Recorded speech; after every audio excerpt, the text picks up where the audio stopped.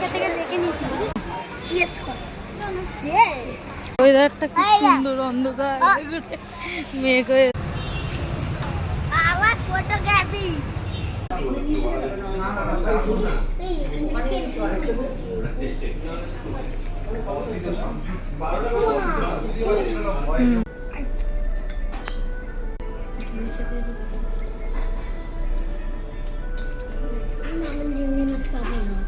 রোজ দিন সুইমিংয়ে যায় আর দেখে আর একটু ভয় এই চাউমিনের দোকানে ঢুকবে।